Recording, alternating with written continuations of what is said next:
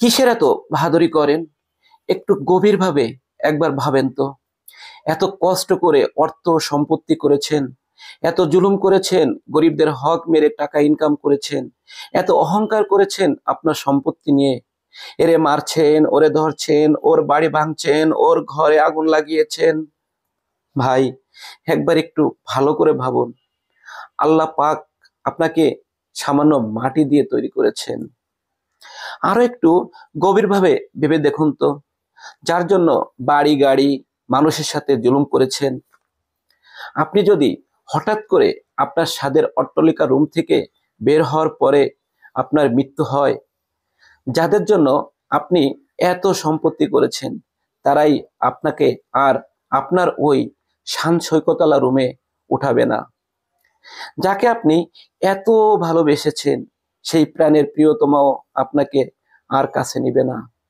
আপনার মৃত্যুতে আপনাকে দেখে আপনার সেই স্বাদের প্রিয়তমাই ভয় পাবে, ভয়ে আপনার কাছে যাবে না।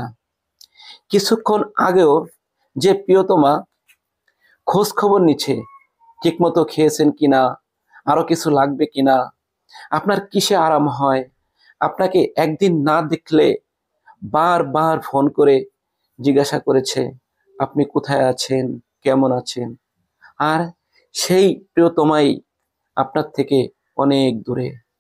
ভাই, একবার ভাবেন তো, আল্লাহ পাক রাব্বুল আলামিন আমাদেরকে সৃষ্টির সেরা জীব হিসেবে বানিয়েছেন।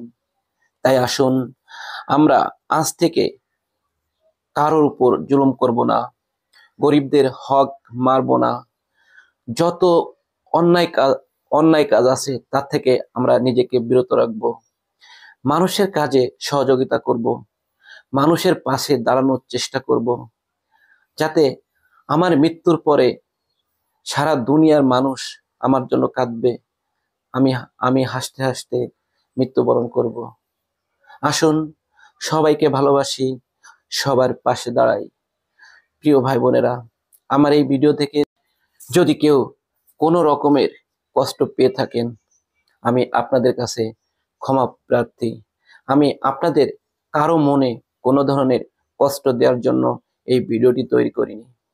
আমি ভিডিওটি তৈরি করেছি যাতে যেন আমরা আমাদের গভীর থেকে ভেবে আমরা মানুষের পাশে দাঁড়াতে পারি। ধন্যবাদ আপনাদের সবাইকে। আমাকে ক্ষমা সুন্দর দৃষ্টিতে দেখবেন, দোষ ত্রুটি হলে ক্ষমা করবেন।